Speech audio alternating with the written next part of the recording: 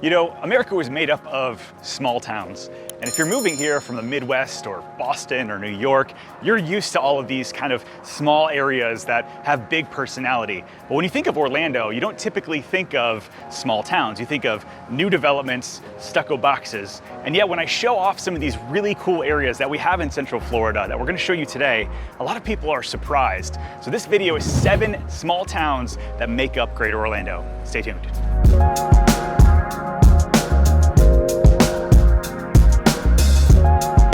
The first town we're going to talk about was actually ranked top 3 main streets in all of the United States. I'm talking about DeLand, Florida. We're up here in Volusia County, so just to kind of give you an idea on the map of where that is to some of our major markers that we talk a lot about on our channel. First up would be the theme park area. You are easily an hour away from the theme park area. You're about 50 minutes away from downtown Orlando and probably about an hour away from MCO, although you do have Orlando Sanford International, that's about 45 minutes away.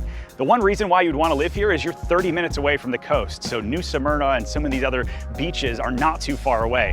DeLand is really known as kind of a college town. You've got Stetson University that intermixes through much of the downtown area, as well as a lot of the Volusia County buildings and government jobs that are down here. Between all of that, you have so many mom and pop shops and different cool restaurants. In fact, looking around downtown, I didn't see many chain restaurants at all. I think there was a Pizza Hut and a repurposed Checkers as we were coming through. But other than that, it's a lot of homegrown companies that a lot of people love. And so with the news of Central Florida and so many developers taking over some of these downtown areas, it's cool to see a more established, thriving downtown area. And it's easy to see why so many people like calling DeLand home. Now let's talk about home and real estate prices next.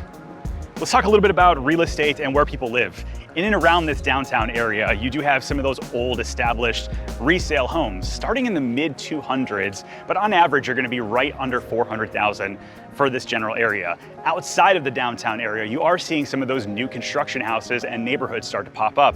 You've got the big names like D.R. Horton and Lennar, and also some little custom builders popping up as well. Those start in the 400s. And so when you think about the lifestyle mix of the university and jobs in this downtown area, mixed in with mom and pop shops and affordable real estate, it's easy to see why DeLand is beloved, and yet it's still kind of a sleepy town. People are looking at me over here like, don't tell people that we live here because we don't want it to explode. And yet I could see this area continuing to improve and be more and more popular as time goes on. Sunflowers, my favorite. Hey, nobody else is putting out more videos about real estate, development, and living in Orlando than we are here on this channel. Hit the subscribe before you leave. This place is so clean as well. Interesting couple facts about DeLand. It was originally founded in 1880 as Persimmon Hollow. And so if you've seen Persimmon Hollow brewing around Central Florida, that's where the name actually came from. They renamed it after the town's founder, DeLand. Interestingly enough, Stetson University used to be called DeLand University after its founder, until a big donation by the Stetson Company, or the founder of the Stetson Company, the hat company that you may know of, and that's why they're called the Hatters. So they changed the name from DeLand University to Stetson University. The last interesting note is that it's about 19 square miles around. And so when you're driving around, it doesn't actually feel that big. But compared to Winter Garden, which is 17 square miles, it's much bigger. Let's actually compare this over to Winter Garden next. All right, so Winter Garden. We've talked about this a ton on my channel before. In fact, just a couple weeks ago, we put out a video, Winter Garden versus Winter Park. It's 2 different downtown sort of popular Main Street areas in Central Florida. So check out that video for a deeper dive. Let's talk about location of Winter Garden first.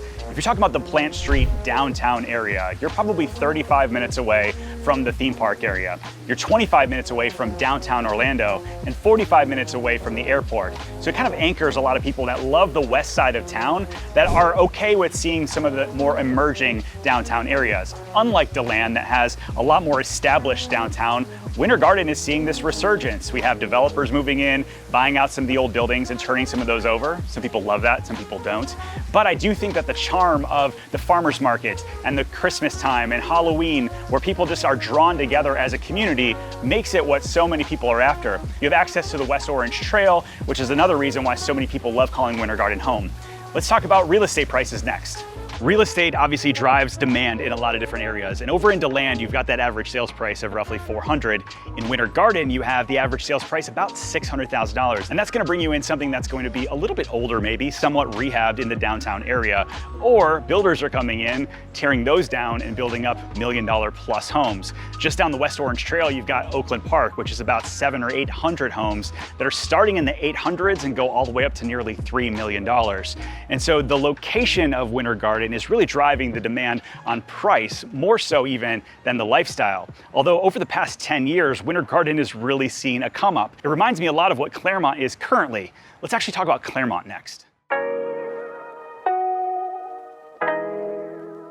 So we're leaving Orange County and going over to Lake County and talking about Clermont. Now, Clermont feels a little bit different for a lot of different reasons compared to other places in Central Florida. A lot of that has to do with the rolling hills and topography of the area. There's something about being right on the lake that makes Clermont really special. You've got the waterfront park, the fishing pier, splash pad, beach area, and cycling trails that go all the way around it.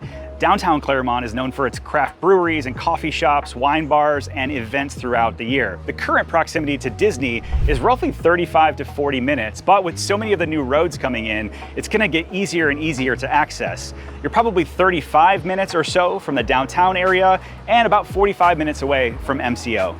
Ending out Clermont on real estate, there's actually a really interesting mix going on in this area because as people get priced out of Winter Garden and Windermere, they start pushing out into that Clermont area. Pricing of different houses are going to start in that $500,000 to $600,000 range for something that might be a little bit older, maybe in a community or maybe in that downtown area. But as you push out of the downtown Clermont area, you will see hundreds and hundreds of new construction houses for sale online. So a lot of the old orange groves in this area have been now developed by big developers, and you have Lennar and Pulte and David Weekley and so many of the other big production builders that are coming into the area and developing out neighborhoods around that downtown area. And so because Clermont's just as big as Winter Garden, there's a lot of growth potential still to come.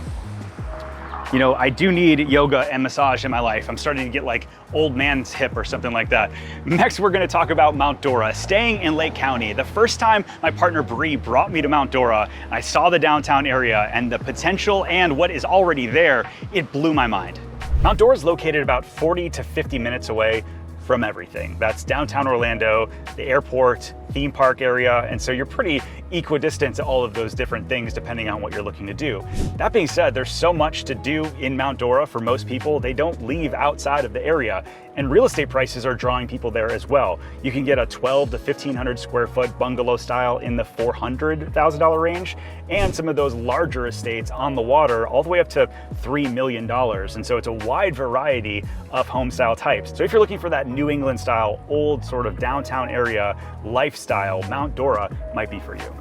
Another small town city here in Central Florida that I think is similar to Clermont and Mount Dora is Sanford. And the reason why it's similar is because it really centers around that lake lifestyle. You've got people that are boating and fishing and really taking full advantage of that right next to the downtown area. It was originally the celery capital of the world, and now it's in a bit of transition, I think very similarly to Clermont. Located just 25 minutes from downtown Orlando, Sanford really is positioned in a great spot. It's located in Seminole County and about 35 minutes away from MCO and easily an hour away from the theme park area. When you think about real estate, they have a really good mix as well. You have some older Victorian homes mixed in with mid-century modern homes. And then as you start getting outside of the downtown area, like so many other small towns here in Central Florida, you see some of the new construction start to spring up. Some of those historic downtown homes range from $400,000 to $700,000. Some of those new suburban houses are gonna range kind of the high 300s up into the 6s. And then you have lakefront properties starting at $900,000. The next two cities that I'm gonna talk about, I think are small town USA feeling, but you're probably gonna comment and say maybe they're not. The next one is Winter Park. Now, Winter Park is half of the size of DeLand. It's 8 to 9 square miles overall and only 30,000 residents. So overall, the city's on the smaller side. I still feel like it has that small town charm though for a lot of different reasons. You go up and down Park Ave and you've got some mom and pop shops, the old barber, mixed in with Restoration Hardware and Pottery Barn. And so it gives this higher end overall exclusive small town feel merged together. It was founded in the late 1800s by some wealthy northerners that wanted to settle out by the water down there, and it's kind of felt that same way ever since. You've got some of the most expensive real estate in all of Central Florida, the highest price per square foot in all of Central Florida, mixed in with Rollins College and some other things, and so it gives off this high-end, small-town charm feel that I think so many people love. All right, so this last one, I know I'm gonna get some hate in the comment section, but it is a small town inside of Kissimmee. I'm talking about Celebration, Florida. Now, Celebration is that quintessential Americana. You drive through there, and yes, it's not 150 years old, it's only 30 years old. But as you go through, you get that sense of community. You've got Food Truck Fridays, you've got different things happening almost every day throughout the community, and you've got that downtown center that draws so many people together. Instead of it being next to the lake, it's next to Walt Disney World. So you're 10 minutes away from Walt Disney World, you're 30 minutes from downtown Orlando, and 30 minutes away from the airport. And so there's a lot of cool things to like about Celebration. The price point drives some people away into other areas. The price point is gonna be roughly $200,000 to $300,000 for a condo. You're gonna be $400,000 to $600,000 for a townhouse, and $600,000 to $3 million for some of the larger houses. But it does have that small town Americana feel that so many people are after. Wayne Newton, born in the USA. That's a good one to end a small town USA video on. We could have probably rounded out this into a top 10 with Baldwin Park, maybe downtown Kissimmee and downtown St. Cloud. There's a lot of these small towns throughout Central Florida that are just different than what you'd automatically think of near Orlando. And so if you're looking to sell or buy a house anywhere in Central Florida, my team and I want to be your real estate resource of choice. I've got agents that specialize in every single one of these areas to make sure you have an amazing experience. Reach out at pozek.com/YouTube to get started. We'll see you guys on the next video.